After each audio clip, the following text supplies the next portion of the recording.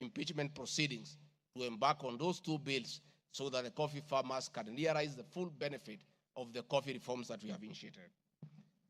There is another allegation that I have taken control of a local cooperative society in Madeira constituency. I don't know the name of that constituency, of that cooperative. It is false. I am yet to see any evidence. I have nothing to say because there is nothing to be said. On the issue of shareholding, which I think members are interested in listening to, I listened to you this morning, and it was quite emotive. By virtue of provisions of the third schedule of the Political Parties Act, the constituent parties of the Kenya Kwanza coalition entered into various agreements, which were deposited with the Speaker of the National Assembly and the Speaker of the Senate for purposes of Article 108 of the Constitution of Kenya.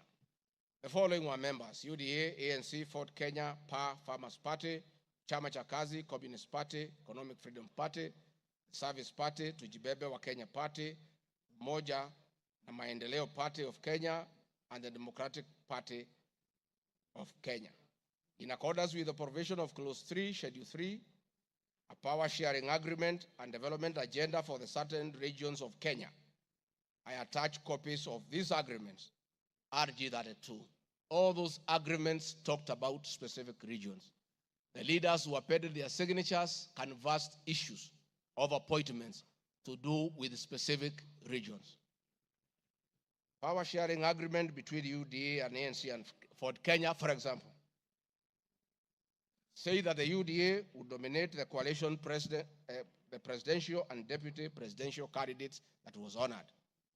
The president would guarantee the stature, the dignity, and financial and operational autonomy of the office of the deputy president, which I have been insisting on because it's part of the coalition agreement.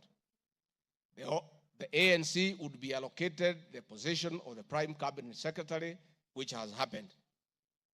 Ford Kenya would be allocated the position of the Speaker of the National Assembly, and that is why Honorable Moses Wetaa sits here today. In accordance with Article 2 of the Power Sharing Agreement, ANC and Ford Kenya would have a 30% share is a word, of the national government positions. This drives my utterances about shareholding. It is embedded in all these agreements that are attached here for you to read. I heard this morning an honorable member saying that the deputy president said the people of Ukambani will not get resources because they did not vote for Kenya Kwanza government. That is not true. The deputy president of the Republic of Kenya does not allocate resources. Resources for the development of the Republic of Kenya are appropriated by the National Assembly of Kenya, where I am today. The deputy president will help the president to oversee the implementation of funds allocated and appropriated by the National Assembly. It is therefore not possible that the deputy president of the Republic of Kenya has the capacity to deny any part of Kenya resources because of the way they voted. The decisions on how resources will be allocated for the development of the Republic of Kenya are made here by the honorable members.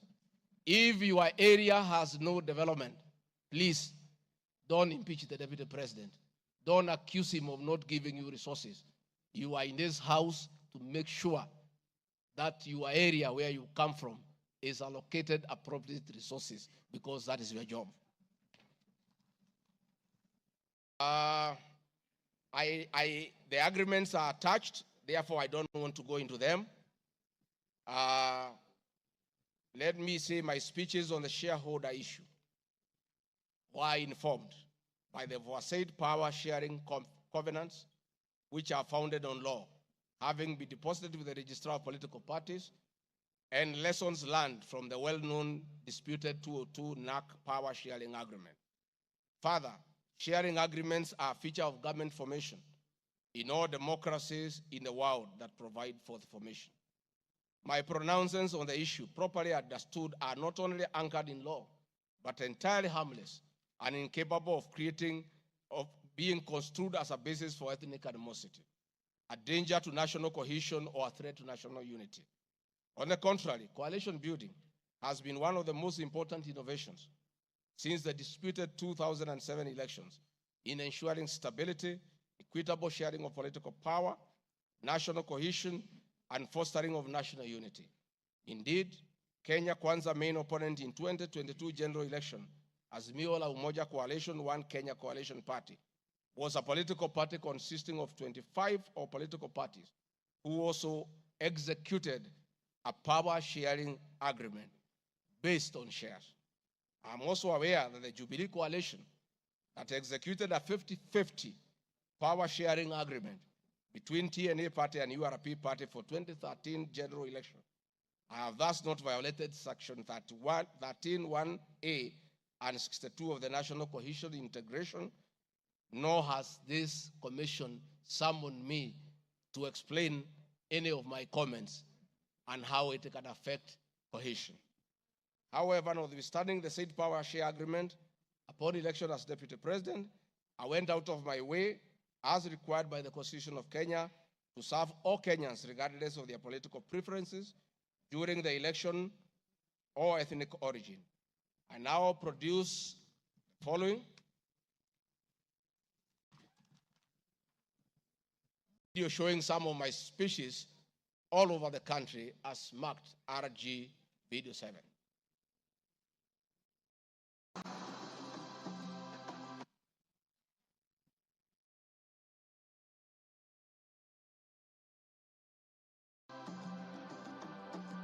We want to confirm to the people of Nyanza that the Ruto administration will serve all Kenyans, those who elected us and those who did not. Kenya hii kila mtu afanyiwe kazi, kwa sababu kila mtu nalipa kodi. Mimi sikusema Kenya ni ya shareholders. Nilisema serikali, nikiunda serikali. Wale wanakusaidia kuongoza. Unatakiwa uweke wengi wale walikuamini na wale walielewa manifesto yako. Mimi nimetembea Kenya. Mnasema nilikuwa Mombasa, hii hapana mlima. Mimi nilikuwa Wajia, hii hapana mlima. Nilikuwa Garissa, hii hapana mlima. Nilikuwa Mount Elgon. Nandi nimekuja karibu mara 10. Eldoret nimekuja karibu mara 6. Kericho nimekuja mara 4. Tea conference ya chai tulikuwa na nyinyi, niliweka Kericho. For now, kazi yetu ni maendeleo. Tutafanya kazi na viongozi wote, akiwa wa chama ile, akiwa wa chama hii, we don't care. This is the time to serve the people of Kenya, and we shall work with all elected leaders, irrespective of their political affiliation. Mr. Speaker, copies of documents demonstrating my efforts within the mandate allocated me by the President to address security issues and economic equalization programs and policy in historically marginalized areas is Annex RG33. The decision to embrace the broad-based government following the dissolution of cabinet after the Gen Z protest. I attached my video during the launch of the Honorable Raila Odinga's quest for EU chairmanship at State House, again as a demonstration of my embracing the broad-based government.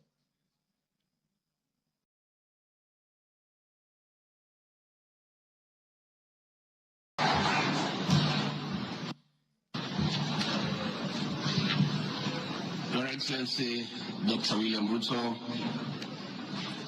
President of the Republic of Kenya and Commander-in-Chief of the Defense Forces, Your Excellencies, Heads of States and Government present, Your Excellencies, Ambassadors and High Commissioners and members of the Diplomatic Corps, Heads of Delegations, Members of Parliament and all dignitaries present, good morning.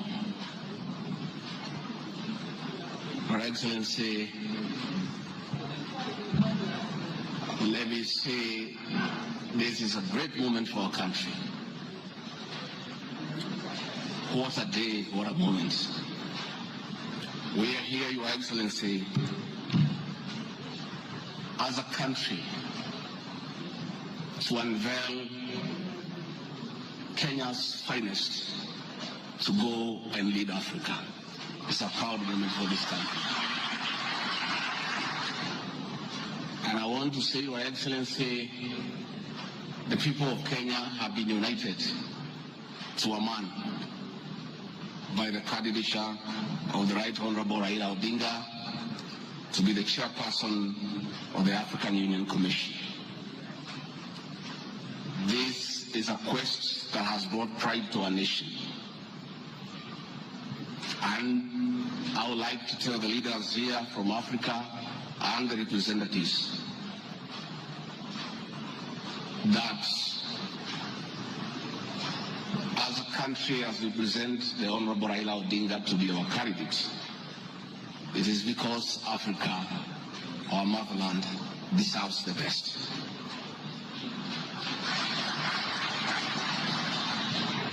The passion and zeal of the Right Honorable Raila Odinga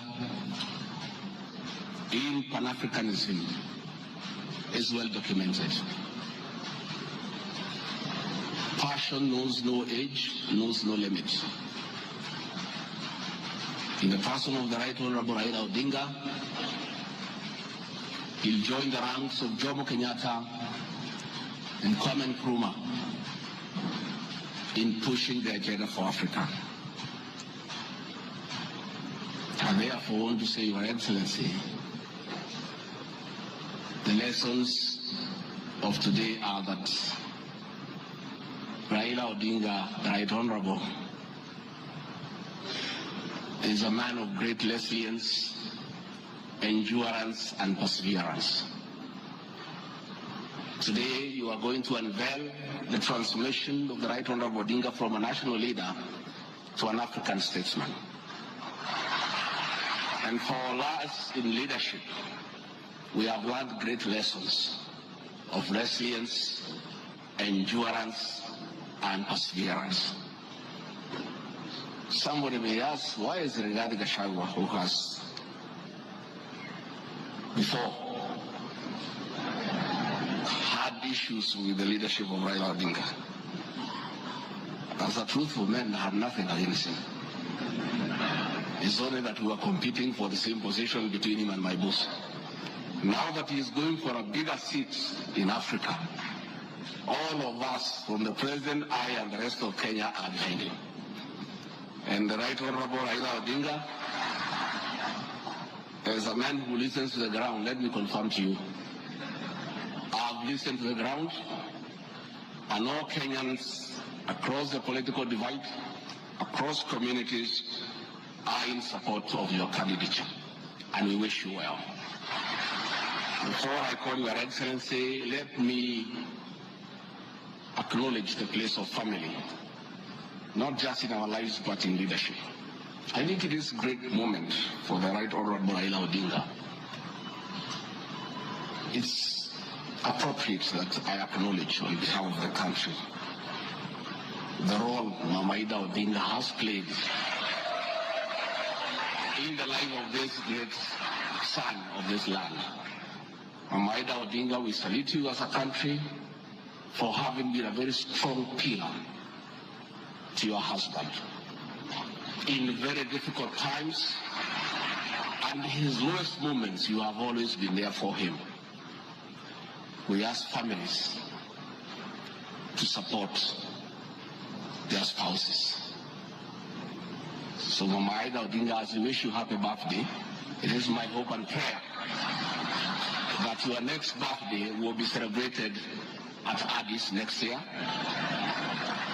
And if you invite President William Ruto to come and he's not able to come, Mr. President, I'll be very happy for you to send me to represent you in that great birthday. We therefore want to say, as a country, it's a great moment. And the Right Honorable Odinga, I have noted with a lot of appreciation, my wife, Pastor Dorcas, who is a very prayerful woman, has been praying for me and the President daily. And I noted from yesterday she has added you in her prayer. And because her prayers work, we have no doubt that you will get this seat.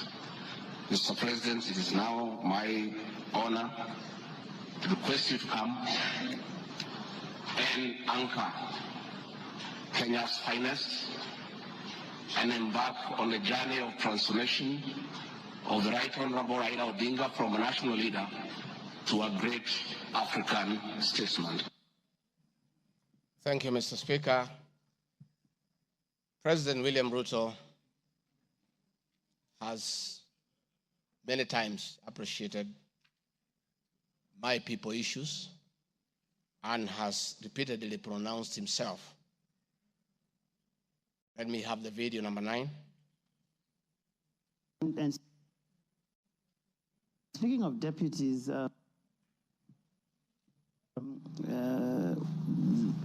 you have in the last few weeks named Mr. Rigathi Gachagua as your deputy.